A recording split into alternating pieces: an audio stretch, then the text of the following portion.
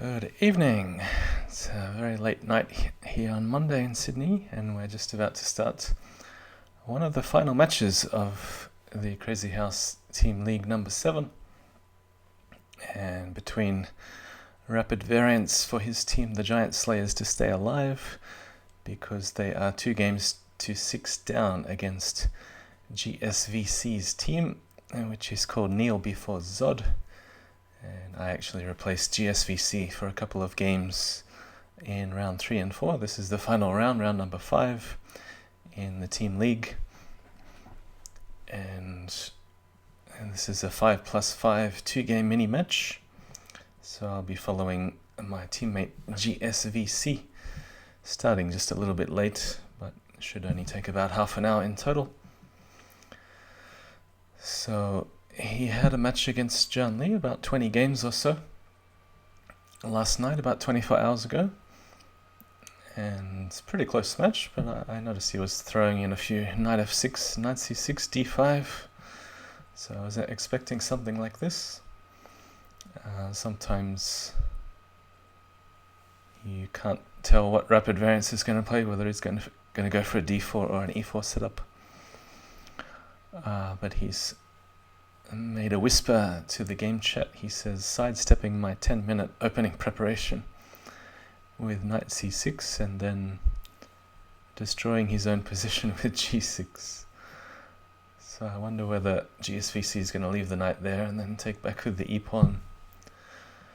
RapidVariants will probably just follow the computer recommendation and take on f6, although black ends up being very solid unless you know a very specific line in order to bust this open, which he may or may not. Black ends up being very solid with the 5 pawns on the king side, and he can choose whether to put it on g5 or g4 and so on. So king f1 played instantly. I wonder if RapidVariants has seen this before. Where is the finisher in the game chat? He's not watching. I'm sure he'd be able to tell me whether RapidVariants is still in prep. But from what I understand, RapidVariants doesn't think very much of g6 or this opening as a whole.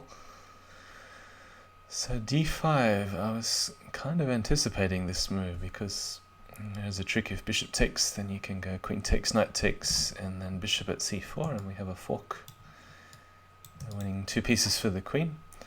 But the question is, what happens on knight takes? Could there be some pawn at e2, perhaps, deflecting the bishop away, and then queen takes knight?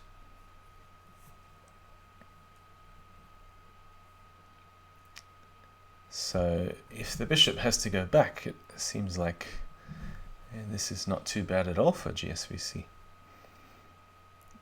So I'm anticipating pawn takes e2, actually expecting some sort of a queen sack with queen takes e2, and then I'm not quite sure whether he takes with the bishop or the king.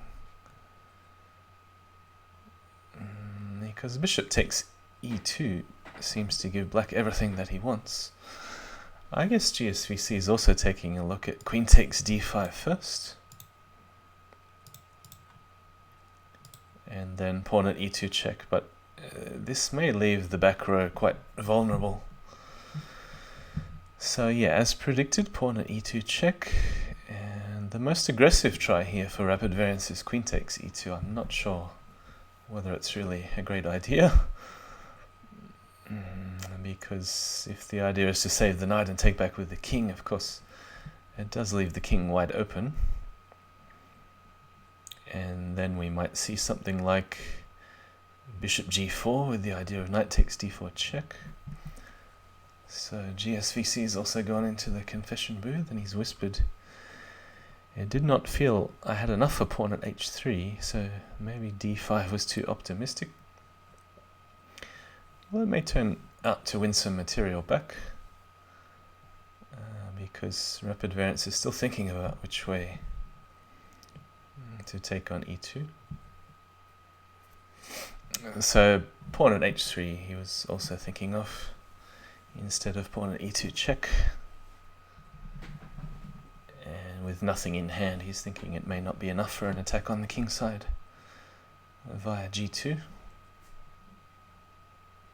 So giving the knight back, and I would assume he's just going to go straight in with the attack with pawn at h6, although perhaps it's worthwhile covering this square with a knight drop on f4 first. So I'd be... well, the drawback of knight at f4 is that you lose your immediate attack on h6, so it does keep the white king very safe. On the other hand, there's no immediate attack, so h3 is the other way to defend, because then it's making a little bit of room, so the rook also covers h3. And you notice, of course, black doesn't have a pawn in hand anyway. So what could we expect next? Some way to undermine the pieces defending d4. It is a little bit of a target for black, so he's just piling up another piece on d4. And you notice also defending key square h6 at the same time.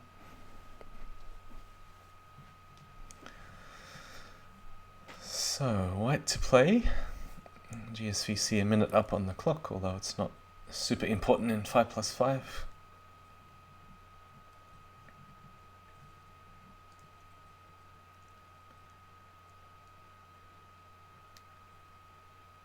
So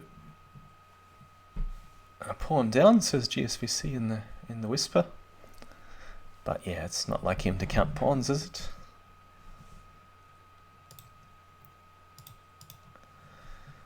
So how to defend d4, and are there any other threats for black?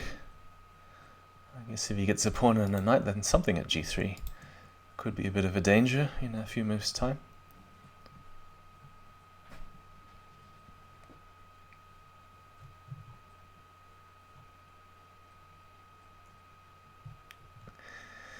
Yeah, if I was playing black, I'd briefly consider sacking a queen with queen takes d4 and knight c takes d4, because it does feel very safe to do this with so much defense on h6 and possible threats of knight at g3 to follow. But still, if you're moving the knight away from h6, then it's always something to watch for. Well, he has gone for it. The alternative was just to drop back, I guess, queen d8. So my hesitation was at some moment... He's saying Mugwort is here, I have to sack my queen. Well, he'll laugh if he watches the video back, because of course I was talking about queen takes d4 just a moment ago. My hesitation would be at some moment there could be a counter sack followed by something... Well, there we go, I predicted it. Something landing on h6, like a knight. It's far from game over, because black can simply respond bishop takes, and then knight to f5 or knight at f5. But white is getting a dangerous amount of material in hand if he just puts a pawn here and then knight takes, bishop takes, king takes. And the king may be drawn out to h6, but you'll notice this is a key piece defending the square g4, otherwise knight at g4 would be game over.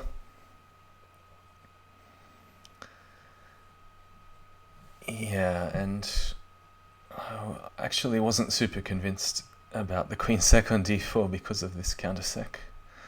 So black is forced on the defensive, and I would think if pawn at g7, then knight at g3, well, it's worth looking at, of course. They're checking sequences. But how far does it go? F takes, knight g3 check. I mean, it's all or nothing. It's either win or lose. If king g1, knight f takes e2 check. Knight takes looks winning for black. And he says in the chat, let's assume knight at g3 is a threat. Now, of course, that's why RapidVariants is thinking, because otherwise pawn at g7 would be an obvious way to proceed. So both players will need to calculate very carefully. Knight at g3. King g1 was another option, and then Knight G takes E2 check, king H2.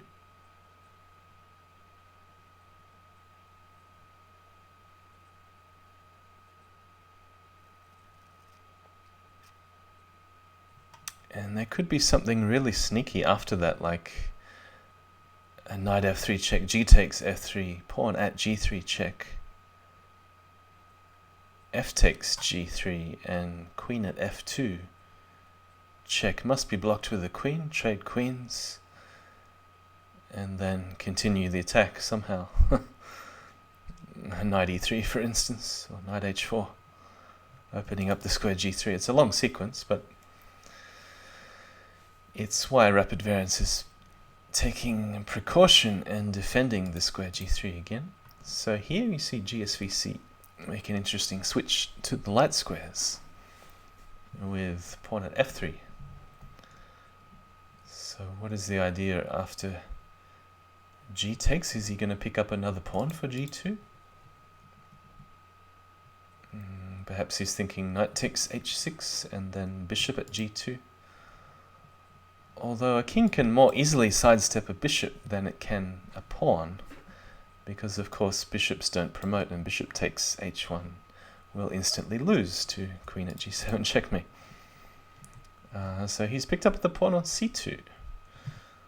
Alright, so pretty easy to defend the square g2. There are a number of ways. I would assume just pawn at g2. Oh, he thinks it's not a danger. Alright, so he wants to go king g1, allow the promotion, king takes h1. And then that rook is covered by the bishop on f4. And there's no second pawn for g2. Now that is very interesting, because if pawn at g2 doesn't work, then surely RapidVariants is just mating. After knight takes, bishop takes, king takes. Don't tell me I can't find a mate. Certainly not with two pawns, because he's running back to f8 and e7. Oh, what is this? I may be missing something really obvious. So knight c takes e3. I didn't see this coming at all. It does at first sight look a bit desperate.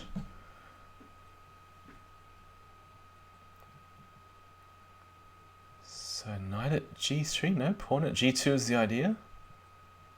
So by doing this, he's made a hole on f2, but I can't see how knight at f2 is. Oh no, he's gone for g3 instead.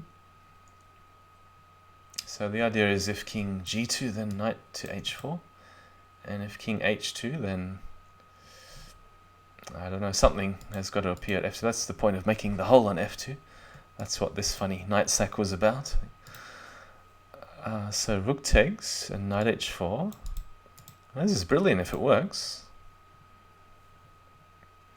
So knight h4, king f2, queen at king e1. The knight covers e2. Oh, there's knight f3 check, but then king d1. Oh, 19 seconds for gsvc. Is the king just escaping via d2? And then how does he stop mate on both squares? Knight takes f3, just king stepping away somewhere, maybe just c2. Yeah, and I think gsvc unfortunately is going to resign. No.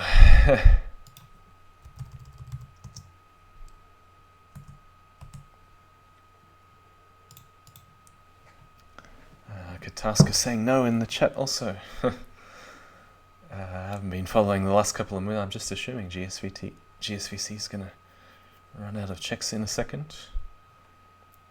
He wants to bring the queen back, perhaps, via e4. No, I mean, he would really like to promote with check somehow. But, oh no, now the queen can come back this way. All is not lost. How did that happen? King c2 is where I left it. Knight d4, e takes. And rook takes. Okay, the queen's in the attack, but what if pawn at c4, bishop at a4, then... Oh no, what? King... Bishop at c2? king c3. Oh, knight takes. Oh, you can't allow knight takes e2 with check. But if king a3, then there's queen a5. If king b4, then, well, a5 would force the same sort of sequence. I find this very hard to believe that it's working from the beginning.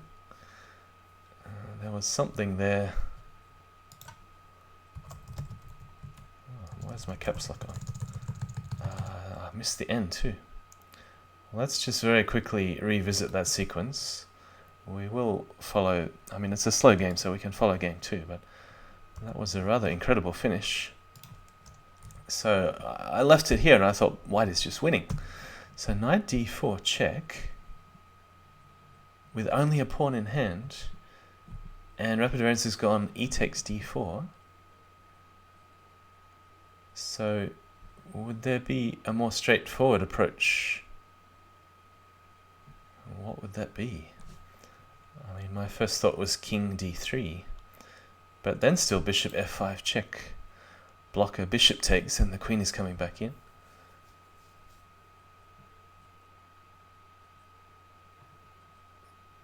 So the move in the game was e takes d4, rook takes check, knight takes. Perhaps knight takes wasn't the best. What about just pawn at d2? Somebody's analyzing with the computer already. And it looks like, well, the computer's saying 0, probably doesn't know what to think at this point. But yeah, a rather incredible finish. So the actual finish of the game was bishop at c2, king c3, knight takes e2 check, king d2, queen takes d4 check, king e2, knight at g1, and resigns because there's a pawn at e2 and f1 queen at the very least to follow, or a bishop takes h3 first and pawn at e2. So let's go straight to game 2 and go back to the start. Yeah, Katask in awe of gsvc's mating technique in the game chat. Knight f3, knight c6, knight c3, d5, g3. So similar opening and tempo ahead in reverse. e5, bishop e2, e4, castle, take, e takes, knight f6, rook e1 check, bishop e7, and d4. So before black has a chance to play bishop c5, gsvc's preempted this with d4. Alright, knight at f5, and we have a brand new position. So instead of defending, he has gone pawn at e5, and we see a counter sack, take, bishop takes, and knight at f4. So both sides applying pressure on the d pawn. And here we have RapidVariants to move. He's the first to defend, and leaving it a little bit hard for white to defend his pawn on d4. What's gsvc saying in the game chat? I wonder how many mates I missed. I didn't think it was a question of the mates he missed. I thought it was a question of desperately finding checks in order to survive. I really thought white was winning that game. And I mean, at one point I saw the very last move after the 0 was +6. Maybe gsvc made a mistake. Maybe the computer just wasn't looking at a high enough depth, which sometimes happens. That remains to be seen with a closer analysis. Very hard to give a conclusive analysis in just a short time in that crazy sort of position. So here we see something I approve of, a knight sack. I have no idea what the purpose is. Perhaps it's to go pawn at e5 and block out the bishop. Yeah, so just gaining a little bit of time. Bishop comes back. Still black is a piece for a pawn ahead, but this time white has a chance to save his d-pawn. So maintaining this massive pawn chain, b2 to e5. And greetings to Atyom Chonye. How do I say that? Chonye. Merry Christmas to you, mate. So sounds like a, I don't know, is it a Russian name? Atyom? I have not heard that name before. So we have a Crazyhouse match here between gsvc and RapidVariants. It's only a 2-game mini match.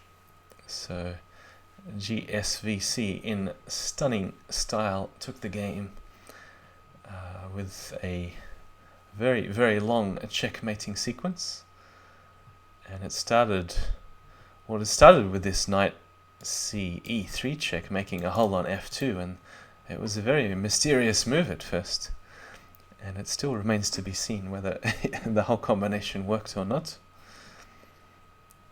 Just imagine if it was something like a mate in 21 all the way from the beginning. Alright, so RapidVariants going into the tank. He's thought for about a minute.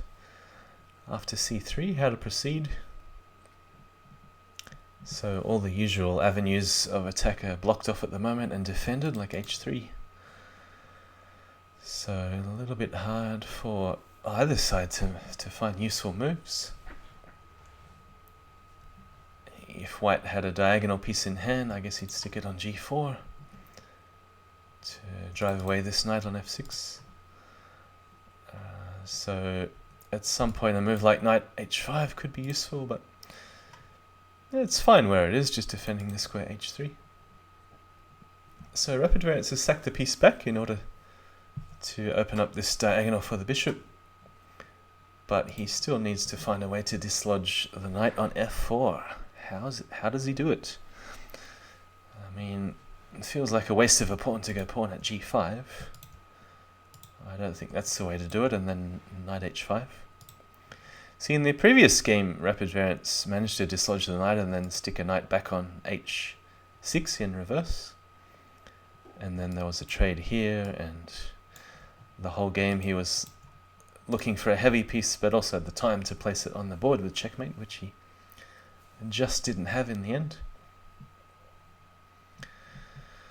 So here, which piece to take first?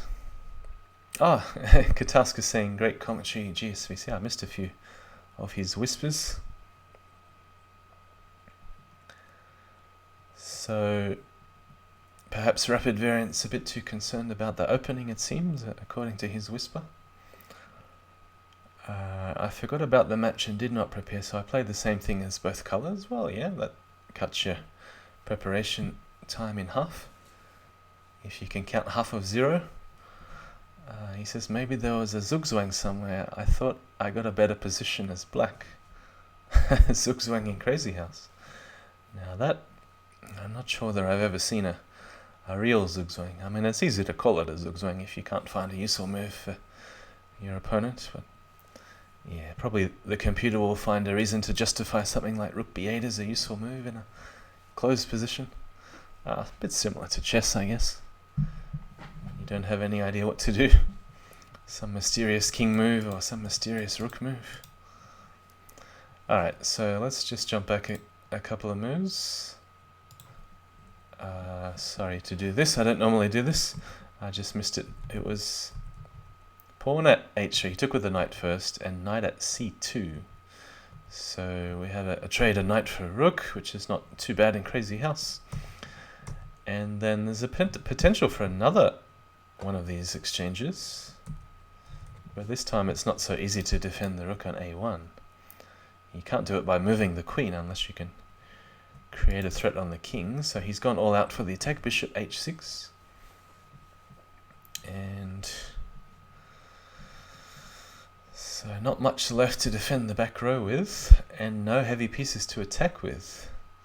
Yeah, he says he couldn't resist playing bishop h6 when the queen was hanging on e1. So RapidVariants here is playing for material mainly, rather than a direct attack on the king. It was a little bit hard to get into the king, so it does seem like the right way to play.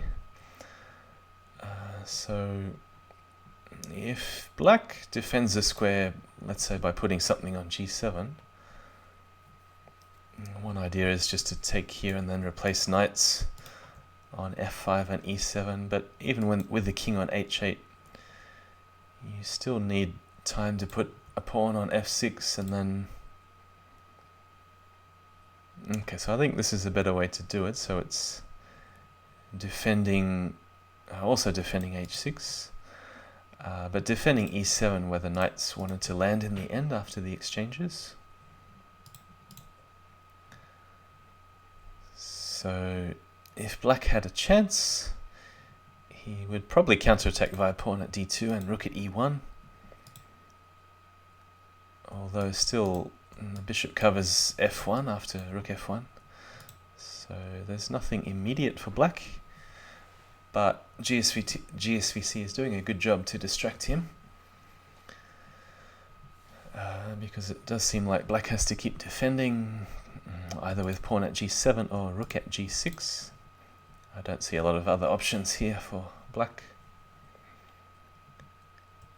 And yeah, so how to keep attacking. It's not easy for black to pick up the piece that he needs, which is a pawn for d2. And there's not many other ways into white's position. So perhaps GSVC, well, he's saying now he's not sure why he played bishop h6 in the first place. Perhaps he could even play a slower move like bishop at c3 or bishop at d4 just to pile up more pressure on f6. I mean, yeah, you can play pawn f6 directly, but I didn't think there was any need to give black the exact piece that he wants just yet for d2. GSVC says exactly that. At least he has no pawn for d2, but now he does. But there is a direct threat of knight at e7 and mate on g7, so that's why we see bishop takes f6. And I would assume if there's a knight sack, he's just going to sidestep with the king. I mean, even taking is probably okay. So now GSVC, I think he really needs to defend the square d2. And he's done it via a bishop trade. So what happens if bishop takes, b takes? And then with black to play, does he have time? Thank you for the follow, Fabrice Leal. Yeah, I was saying, does he have time to play pawn at d2? Because any knight check can be answered by king at h8. And most importantly, there's no heavy piece. So GSVC hasn't had a heavy piece in the whole game in his hand that I can remember. But the good news is this bishop saves one tempo because it covers f1. So even after rook at e1, you might even be able to trade, promote, and then stick a bishop on f1. I'm not sure whether that's necessary, but the idea is to threaten mate after knight g takes h6. But yeah, maybe just not necessary. You could also do something else and try and set up maybe bishop at d4 if rook at e1. So I think this is a much better move, pawn at e2 for black. And although there is no immediate mating sequence with all checks, of course it does look very dangerous with the pawns on the second row, so white has to set up a mate threat, and the obvious threat is to take here on h6. So, take the rook first. Okay, that doesn't really change anything though.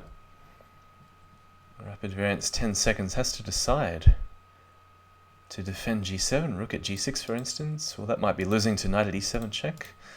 Can he play queen takes f6? I think knight at e7 check is just winning. Maybe he had to try queen takes f6, knight takes, and then king h8. Black resign. Well, there's at the very least bishop takes g7 check, king takes,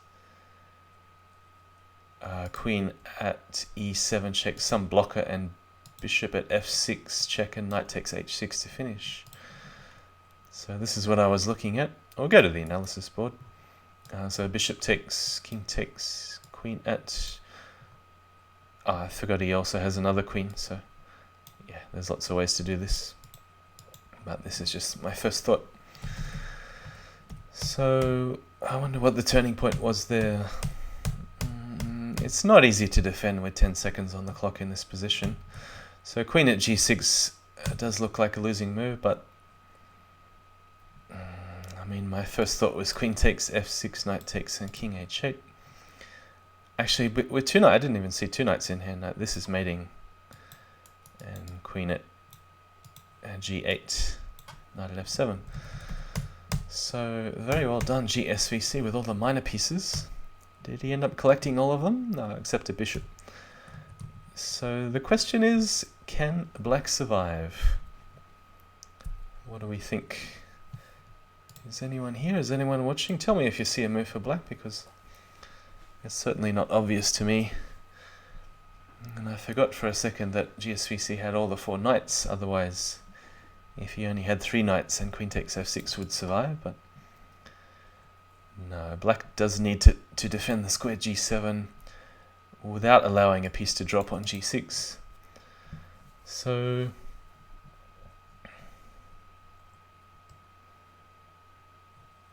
well, perhaps he needs to make some room. What about rook takes g5? Is this possible? But then I was thinking he could still play knight at e7 check, and if king h8, then does this work? Knight at g6 check, but h takes g6 does make some luft. Ooh, but there's a sneaky knight f6, mate. Look at this, what a beauty. So f takes would lose to immediate mate, and rook takes. Knight takes was the idea.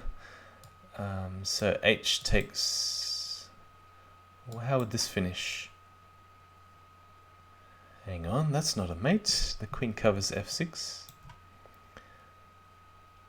So now the question is, unless I missed something really obvious before, let's just step back for a second, just to make sure I didn't miss anything very obvious before.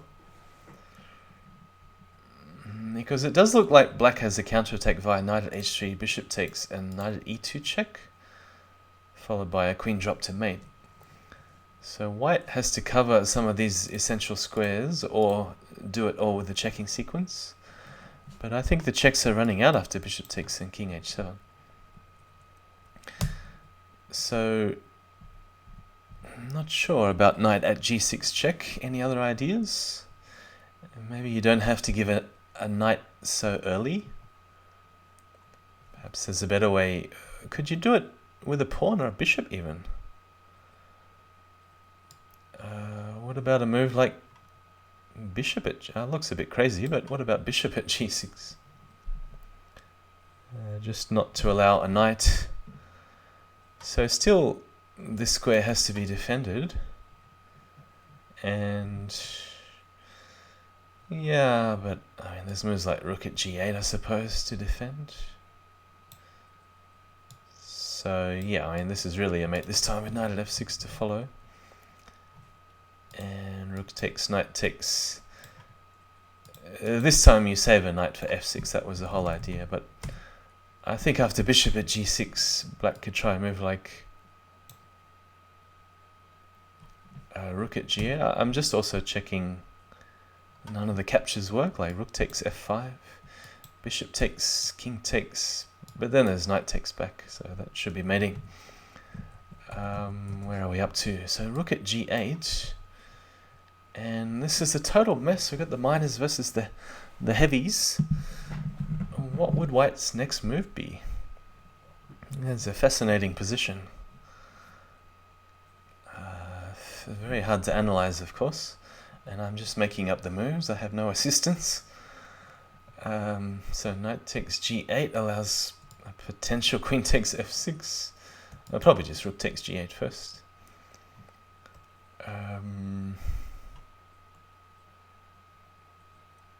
Don't know. What about knight takes? Knight takes g7, but then queen takes e7. And you don't want to take this way because you lose all your threats.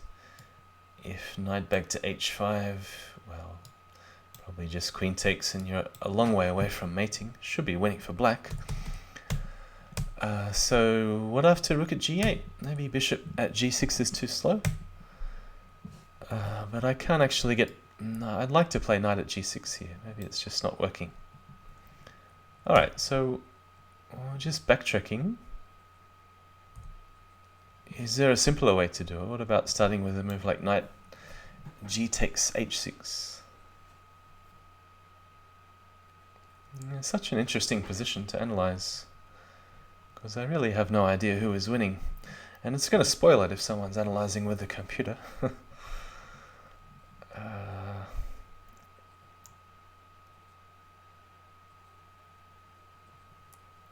Yeah, see, maybe a move also like pawn at e7 could be good to try and take this with check.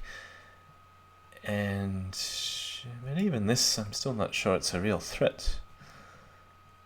Because when the king goes to h8, if the queen covers f8, it's also covering the possible smothered mate with rook at g8 and knight takes f7 mate. So maybe black can even choose to ignore this completely and counterattack via rook at e1. Yeah, it's really interesting to figure out if there's a forced mate for white here. Because my feeling is that there is no mate, and then black is threatening, or actually threatening, oh no, rook takes f1 should do the trick. So, let's just throw out a few moves. King h8, takes. I don't see really does much. There is also starting with knight takes f7. The idea is rook takes, and you can take the queen with check. But still, how to proceed? And there's a knight at h3 threat, rook at f1 threat, knight at e2 threat. All these squares look impossible to cover. So I don't think this is the way to go. Maybe you need some clever way to block out the rook from defending g7. But how do you do that while defending f1 at the same time? Very difficult. So, let's say take here, queen takes. And again, my feeling is that black is winning.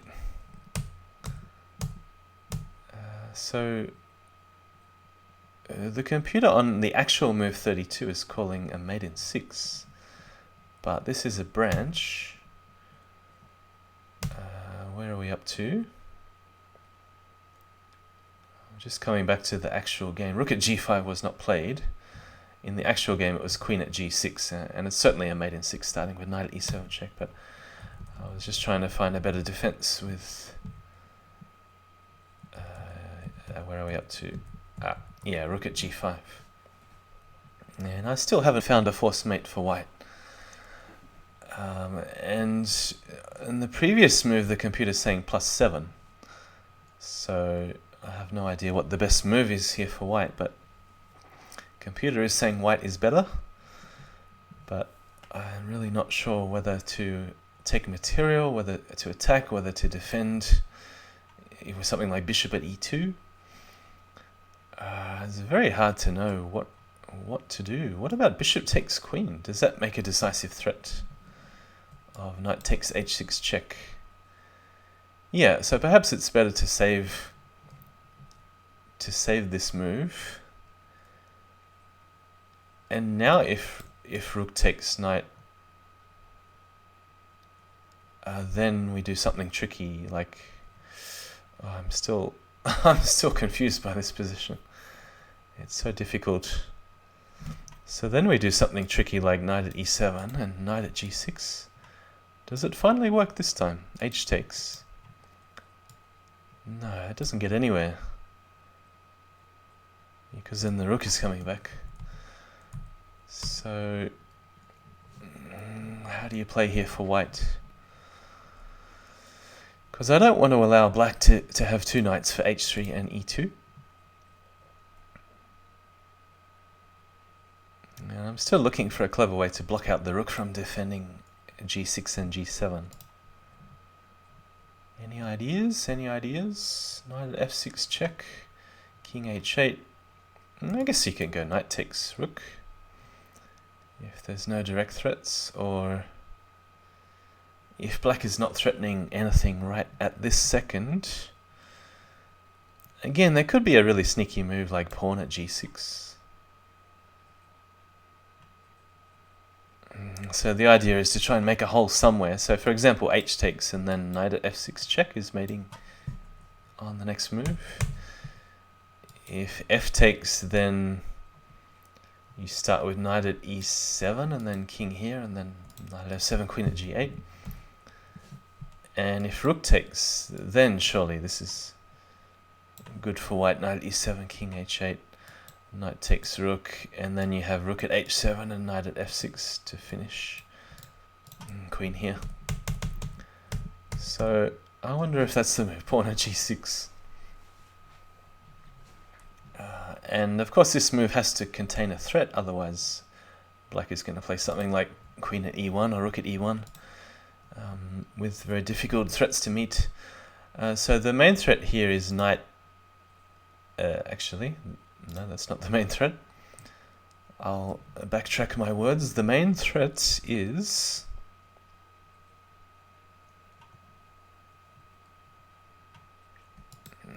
thinking g takes f7 is the main threat, because you don't want to put a knight on and allow the king to go to h8, and then your pawn move is a bit useless. So I'm thinking, I don't know, let's just say rook at e1, just for argument's sake, rook at e1. So g takes check, but the rook here does cover some useful squares. So now there's no queen at e8 and knight at e7. So again, I'm still a bit stumped how to proceed for white. Knight at f6 check. If rook takes, then knight at e7 looks good. If g takes, then knight takes h6 was the idea. King here, knight takes f7, king g7, queen at g8. Well, we're still a knight in hand. Should be mating, you would think. King f8. And then, wow, such a difficult position to analyze. Pawn at e7. Some rook has to take. Zveda, I know, there's a bit of a delay. Bishop takes, rook takes. There should be a mate here with knight at e6. Yeah, I think I'll stop there. So I don't know what black should do after pawn at g6. Find a way to defend f7, I suppose. So maybe this is the reason why the computer is not actually calling a forced mate for white.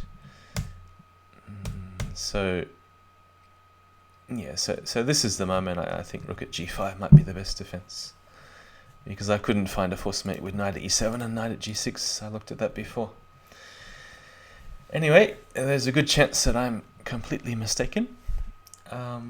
Actually interesting to backtrack and see what the computer actually thinks there's a lot of turning points, so it's a bit much to go through every single one. It's not meant to be an exhaustive analysis, but yeah, so pawn at e2, I thought it was a good move, but computer's calling a blunder, and bishop at f6 was a better defense. Yeah, it's just very difficult to know, because it feels like with all the pawns here that black is safe with this fortress, so can always play king h8 if needed.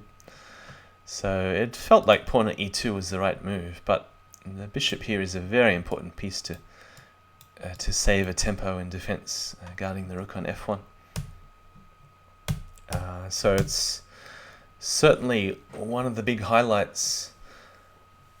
So Zveta's saying instead of, I know I'm a bit behind, but this game is certainly one of the highlights of the league that I have witnessed. And the first game fascinating as well, with that very long checking sequence. So I'll just come back to rook at g5, pawn at g. Where are you? Bishop takes d8, right? Rook takes g4 may not be the best move. Not actually using computer. I'm only looking at the evaluations because somebody's already fed the game through the computer to look at all the blunders and so on. So I'm not actually looking at the computer's optimal moves for either side. I'm just making it up. But I'm looking at the turning points, because you can see that based on the numbers here. So if it's calling a mate in 7, or if it says +10 winning for white, or -4, and it puts double question marks if it thinks it's a blunder, and that's a turning point in the game. So Sveta was saying after pawn at g6. What was I trying before? Rook at e1, and he's saying knight takes h6. Yeah, so g takes and knight at... Oh yeah, that's an easy mate, because I was perhaps only looking at g7 rook takes, but that's an easy mate with pawn at and knight at h5. Well, I should never say easy. King takes, I'm assuming this is mate, yeah. Yeah, and of course maybe there's a faster way to do bishop at f3. Yeah, Skinner, I'm still looking at it. Such fascinating games you have. I don't know how you do it, but especially the first game. I mean, I actually tuned out. I stopped watching when RapidVariants' king got to c2. You remember in that long checking sequence? I just stopped watching because I thought you'd run out of checks. And I thought it was completely GG, a win for white. Because I thought, okay, you just made it on h8 or f8. And your queen is so far away, there's no way you're going to promote the f-pawn with check. No way. And somehow you found this way to bring the queen back via d5. But I think he missed a chance to block rook check on d2. So I'm, instead of queen at g6, I was just taking a look at a possible defense with rook at g5. And the whole idea is to avoid a knight at e7 and knight takes g6. And I had a look at the sequence with knight at e7 and knight at g6. It's almost mating, but I couldn't actually make it work after rook takes and then h takes, because I got stumped here, wondering what to do. Because you don't want to play knight f6 and give black another knight for h3 and e2. So maybe you can do a quiet move. I don't know, bishop takes h6 or bishop takes f8 or something here. Actually, black has 2 knights already. I think you have to defend in this position.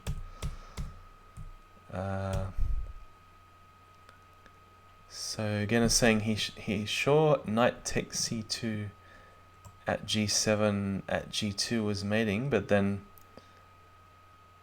maybe he thought just g takes h1 check and king takes h1, and there'd be some rook move or some way to get a pawn with check for g2 again, but he had to find something a little more subtle, poking a hole on f2 first. It'd be good to see what the computer thinks. That's just too difficult to analyze. But yeah, this game also, it's just incredibly difficult to find a defense for black. And yeah, I was thinking here maybe pawn at g6. No, sorry, take the queen first, because you're still threatening stuff like knight g takes h6, knight at e7, knight at g6, take back, and then mate on g7. So he's saying, can you just pick up the rook with takes king h8 and bishop takes g5, threatening rook at g8?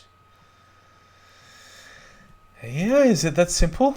I mean, the computer was calling a big advantage for white, but it said there was no forced mate.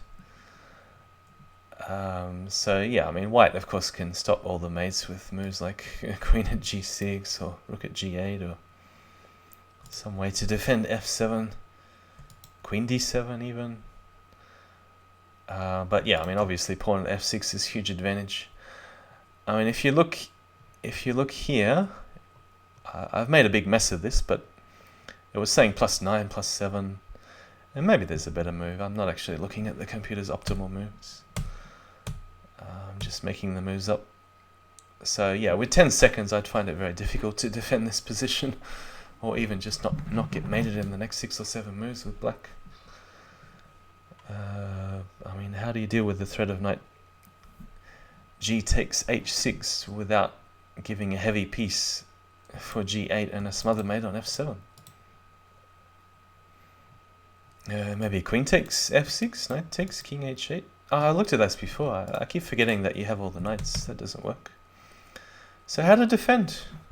Queen at g6, worst case, bishop takes d2. Oh, he's talking about the line. There's a bit of a delay, so if you say something, I probably already got bored and moved on to something else. What else? Yeah, I mean, you have to defend the square g7 or h6, and you have to not allow a heavy piece to be taken with a checking sequence. So yeah, I know it does give a lot of material, but I just can't see a better option at the moment. Yeah, that's, I think you're 30 seconds behind, but yeah, you have 2 knights left. Yeah, I have a 2-second memory as well, that doesn't help. Yeah, I know, Genner, I'm way ahead of you, because your chat message is only coming through now. Yeah, but rook at g5 is about the best I can come up with. I really can't see a better defensive option for black. There's a lot of helpmates possible. A lot of helpmates. Like queen at h8 is a good one. There we go. Okay, how about making a bit of room, something like bishop at e5? That's getting desperate. But at least I think it doesn't get instantly mated. So knight g takes, king h8 was the idea. So which piece does he want to take now? The bishop? Still threatening bishop takes g7 mate, so now rook at g6. And black is surviving, but it's got to be better for white if you threaten a heavy somehow, maybe just pawn at e7. And you can try a desperate counter-attack. It does seem like something to be concerned about. Unless you can take a heavy piece somehow with a check. Yeah, this almost works. Knight takes f7, rook takes, e takes, check, rook takes, but can't quite see a finish. So what about just bishop at e2? Bishop at d3, bishop at e2? Maybe promote. Take bishop back on e2. I don't know, it's probably losing quality of moves here, but yeah, if this sort of thing happens, it does look good for white. Maybe there's a better way to do it, but so I think surely this is a big highlight of the whole league so far, this board 1 match between GSVC and RapidVariants. So congratulations, team member Neil before Zod does take the team match 8 games to 2. I'm just going to switch the display so you can see it updated already with only 2 games to go between the team captain F. Geller and the Crocodile Hunter. Yeah, bishop e5, you could also start with bishop takes e5. I'm sure that would be good too. So just wrapping up, because this is probably the final match that I'm available to commentate on and stream before Christmas. There are a few matches to go, so F. Geller and the Crocodile Hunter will be played at 8 PM on Tuesday, UTC. What's showing here is the Sydney, Australia times. And a couple of matches to go on board 4 and 5, and the Rook and Rollers, who have a 5-3 lead against the Smooth Smotherers. And the third match is the Recovering Buggers 5-3 over Hazy House, with still a couple of games to play on Christmas Day, my time. So I'll be away for about a week, starting tomorrow, a week and a bit. And I guess I could look at doing some streaming on a very old laptop or a very old computer at the family house, but we'll see what's possible. Maybe play some games on the iPhone while I'm on the train traveling. So if you're still here, it's almost a wrap for the season, number 7 in the Crazyhouse Team League. And And thanks to everybody who took part. There have been at least six boards per team, 6 teams, so 36 players plus people like me who have subbed in when the main team members can't play around. So there would have been probably 45 to 50 players in total in the league this season, and it's good to see it growing. I think the last time that I played was season 4, and there were significantly less players, maybe only around 30 in total. So very good to see that the season, the league growing season by season, and look forward to more matches again next year. But for now, it's very late here on a Tuesday morning. My eyes are twitching already and about time to go to bed. So thanks for watching. I will post this to YouTube with my clumsy, slow analysis. And yeah, also very, very interesting first game to see if White had a way to survive and to try to understand why the computer was giving 0, 0, 0 halfway through that checking sequence, because I have no idea at the moment why it was giving 0. Maybe it saw a repetition with a night check or something. Anyway, I'll stop it here. So thanks for watching, everybody. Merry Christmas, Happy New Year if I don't see you before then. And look forward to more streaming in the new year. So yeah, as always, take care and see you soon.